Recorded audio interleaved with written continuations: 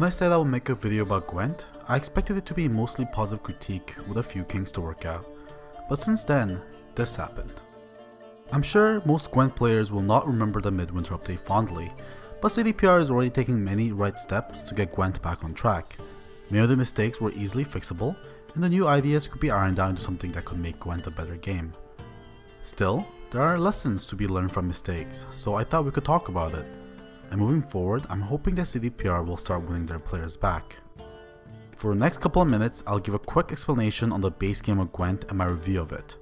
But if you're a veteran and would rather skip to the Midwinter Critique, there are timestamps in the description of the video. From the money side of things, Gwent is definitely one of the most consumer-friendly online CCGs currently available. You can very well play competitively as a free-to-play player. Currently, with a very low amount of cards in the pool and no filler cards, which some games like Hearthstone add to dilute the pool and to balance their arena mode, you'll rarely get a useless pack. And for the rare pick, it gives you a choice of 3 to pick from as well, reducing the amount of duplicates and helping you towards building a specific deck. It also rewards playing more than other games I've seen. It has the usual dailies and regular income for winning games, and it gives you an incredible amount of rewards for just climbing the ladder and grants you a huge bonus at the end of the season, so you can prepare for the next season with upcoming changes. Another thing to note is the rarity limit. There are 3 types of rarity: bronze, silver, and gold. You're allowed to have as many bronze cards as you want in your deck, silvers are limited to 6, and golds are limited to only 4. This means, excluding very rare cases, all decks cost the same to build. In most card games, may it be Magic or Hearthstone, beginner players are limited to very few decks, usually aggressive decks utilizing cheap creatures and a few rare cards. In Gwent, by limiting the amount of rare cards that can be placed in a deck, your first fully built deck can be anything you wish to play. It also allows for interesting deck building choices as well. In my previous video, I gave Gwent praise for being an original card game in a market full of Magic the Gathering clones. So for this game, ignore many of the basic rules most CCGs share. You don't draw every turn, creatures don't attack, you don't play for life totals, and there are no costs to play cards. To win a game, you must beat your opponent in 2 out of 3 rounds. You win a round by having more points on board than your opponent. Gwent at its best is a very calculated game, where top tier decks can perform extremely consistent. This is because you are guaranteed to see most of the cards in your deck during the game. With a minimum deck size of 25, you draw 10 cards at the start of the game. Then you are permitted to mulligan 3 cards, one at a time. That means if you take your full mulligan, you have seen at least 13 cards of your deck, which is more than half. And if you take in the fact that you cannot draw the same copies of the card you have mulliganed, the number of unique cards you see is in fact higher. This consistency is compounded by the fact that many of the cards in Gwent can search for other cards in your deck and thin it even farther. At the start of the game, there is a coin flip to determine who goes first. Keep in mind that the player who goes second has a huge advantage. I'll go deeper into that later. Every turn, players have the choice to either play one card or to pass. Passing in Gwent means that you have decided to no longer play any more cards for that round. So that means a round lasts until both players pass or are out of cards. As I said before, there are no costs for playing cards, which means you don't have to worry about mana issues like being stuck with only high cost cards in your hand. Once both players have passed, the points are compared to each other and the crown piece is awarded to the winner. Additionally, the winner of the previous round has to play first in the next. In the second round, players draw 2 additional cards from their decks and have the choice to mulligan 1 card. In the third round, additional draw 1 and mulligan 1. One of the most interesting aspects to learn about Gwent is how you play the 3 rounds differently. Combos get set up as you play longer, graveyards become a resource, tempo matters differently, and you play with fewer cards. A couple of familiar CCG terms are still present in Gwent: tempo and card advantage.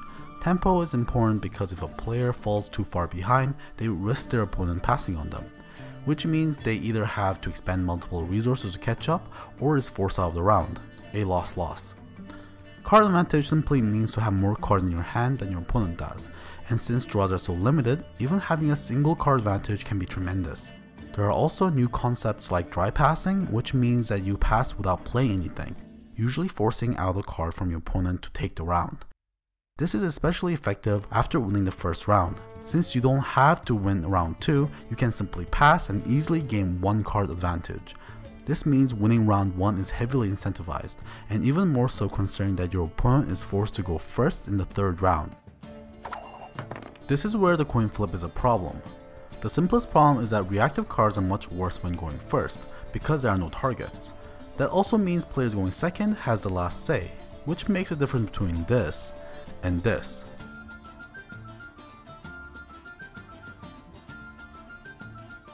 The more complicated and the worse problem is that the first player is at a large disadvantage when it comes to generating card advantage. Going first means you can be punished for falling behind in points, because it opens the opportunity for your opponent to just pass on you, which leads you to a choice of losing 1 card down or winning 2 cards down. If you decide to take the win, even after dry passing round 2, you will go into round 3 1 card down. There are many cases where this is very relevant, as most cards that generate value over time have very little upfront value. The player going second can reliably fall behind on points while setting up these value plays, because if their opponent decides to pass on them, they can catch up with one of their big cards and win the round 1 card down, which means they can dry pass round 2 to start even on round 3. This is even farther exacerbated by cards like spies that can generate card advantage. For example, in this game, I'm playing a deck that is made to abuse spies and Coinflip. My opponent has to go first and plays an 8-point card. I play my spy, which draws me a card, and thanks to him going first, it perfectly sets me up to bring out my done banner. If my opponent continues to play, I can pass on them, taking a 2-card advantage, but if they decide to pass on me, like my opponent did, I can easily catch up thanks to my cavalries, and win on even cards. This lets me dry pass the 2nd round, and my opponent is forced to start the 3rd round on the play as well as being 1 card down. In my opinion, the coin flip issue is the only remaining fundamental problem with Gwent. This isn't an easy thing to fix, and CDPR have said that they're looking for a solution. Otherwise, Gwent is a fantastic game that rewards consistency, calculated risks, and planning. I would still wholeheartedly recommend it to anyone looking into playing a unique card game. And finally, before we go to the Midwinter Critique, I can't move on without talking about the art in this game. Gwent has incredible art and a consistent style, something I don't think enough games appreciate. They also portray many facets and emotions within the world of Witcher, from downtrodden, to heroic, to tragic, to awe-inspiring, and even terrifying. And without a doubt, it has by far the best animated cards in the business. They animate the cards into action, and sometimes they even tell a story on their own. If you have surround sound headphones, put them on and listen to this, paying close attention to where the footsteps are coming from and how the infiltrator reacts.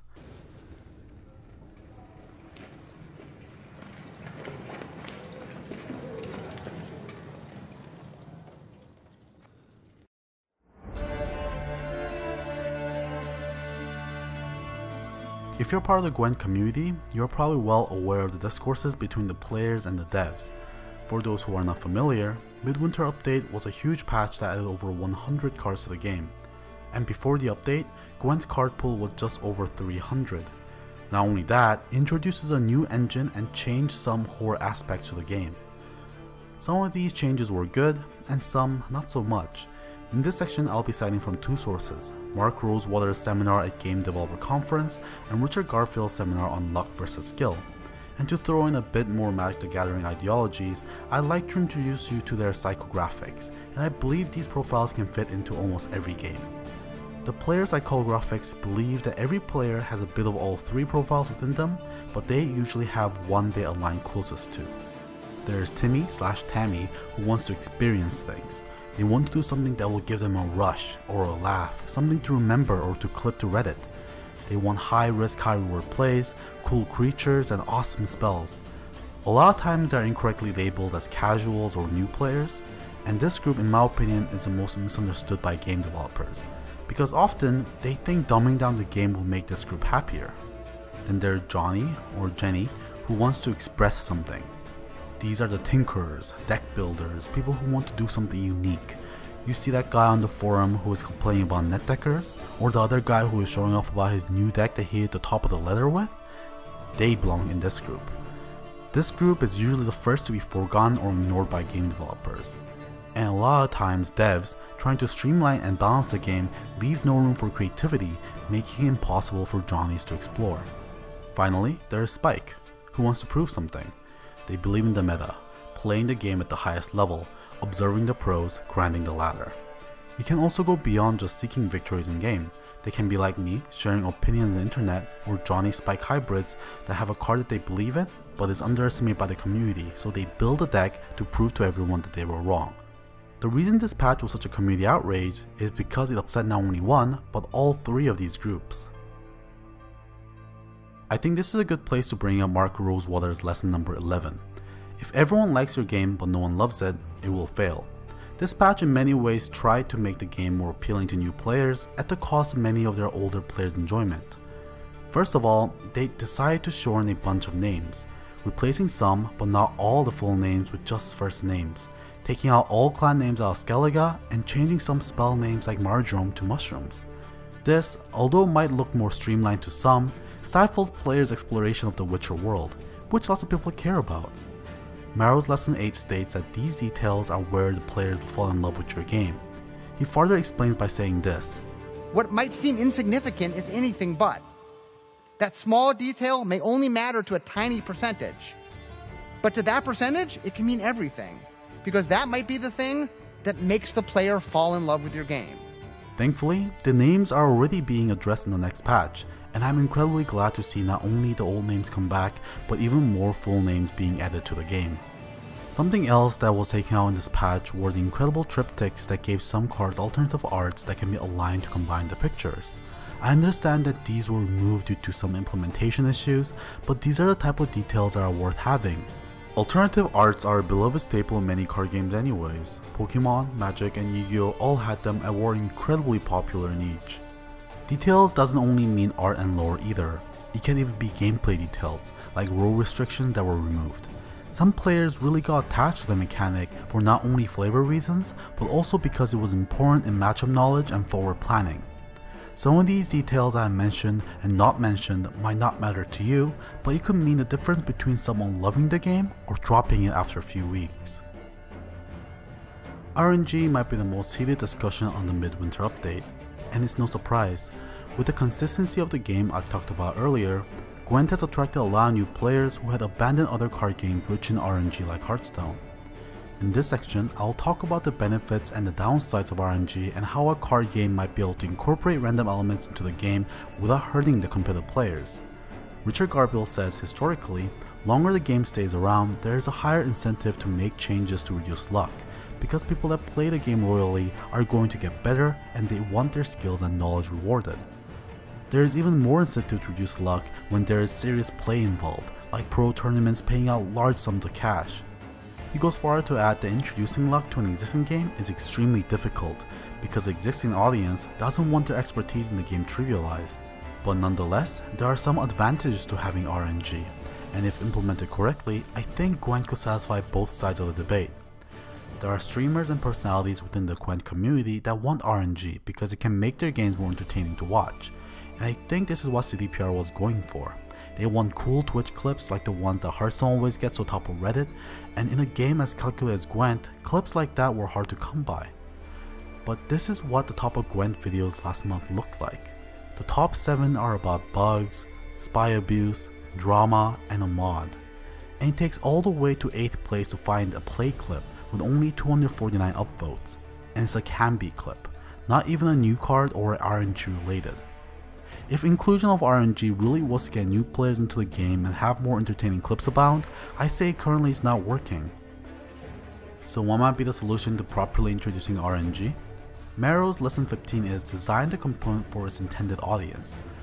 Magic the Gathering can be a very competitive game, but people might be surprised to find out there are a bunch of RNG cards in the game, and they still print them once in a while. How do they do it while pleasing the Timmies and not anchoring the spikes?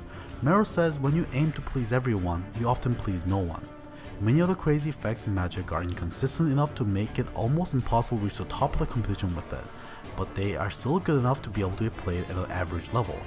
This lets spikes focus on what they want, and still lets Timmies have their fun as well. This is why there are rarely any outrages when printing RNG cards in MTG. This is the inherent problem with many of the RNG effects in Gwent.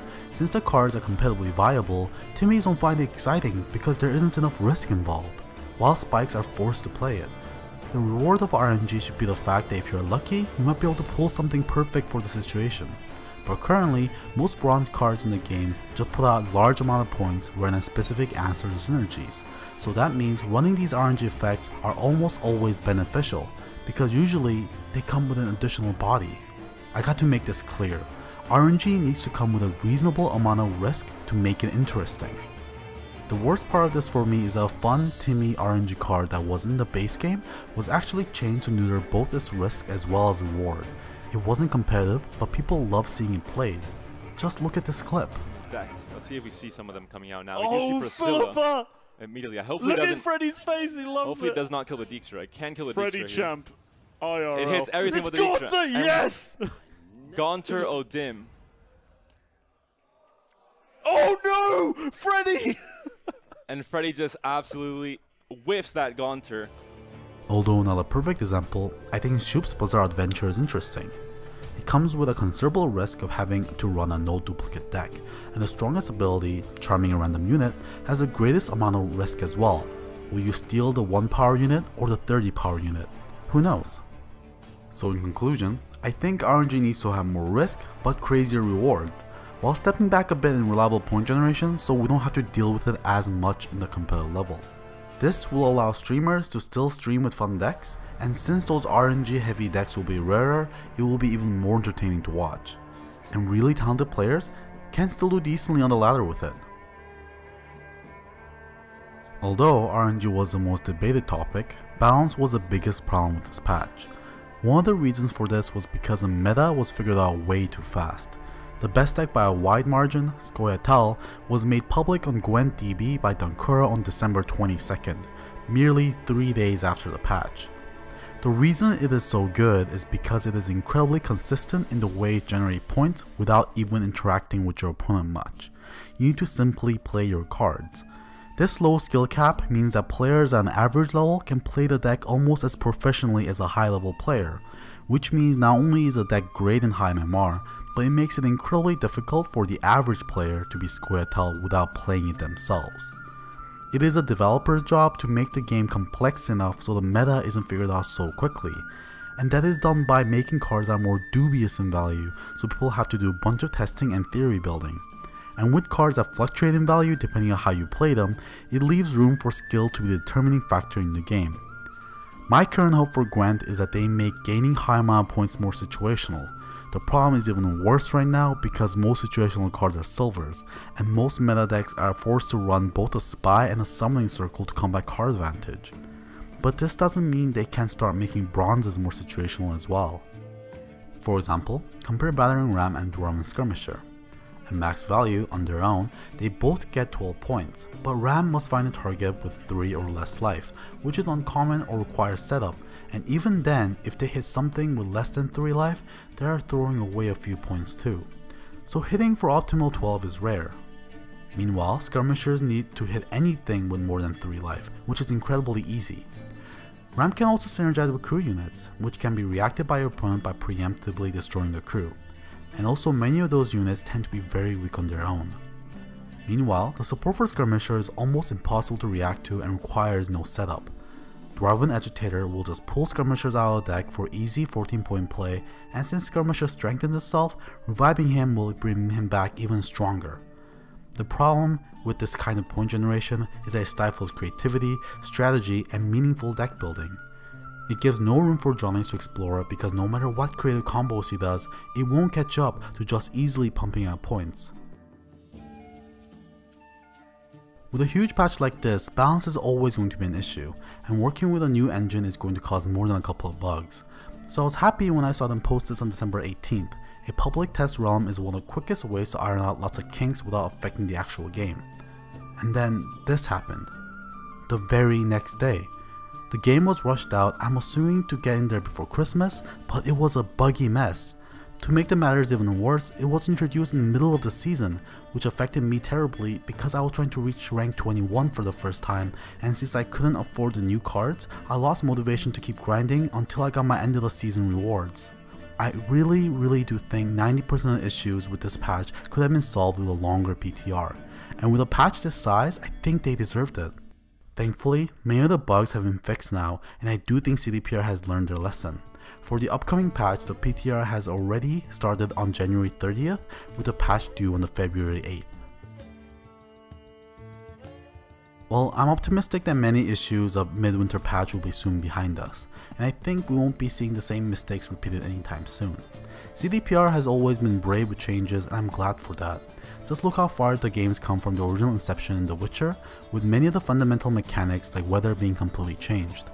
And I'm excited to see where they will take the game next. First and foremost, I would love to see them make a better play history. I know it will be hard on complicated games like Gwent, but I think it will be worth the effort, especially for helping new players understand their game. For example, we should be able to see what cards a sire put into the deck, since it was public information. Right now, it goes by way too quickly.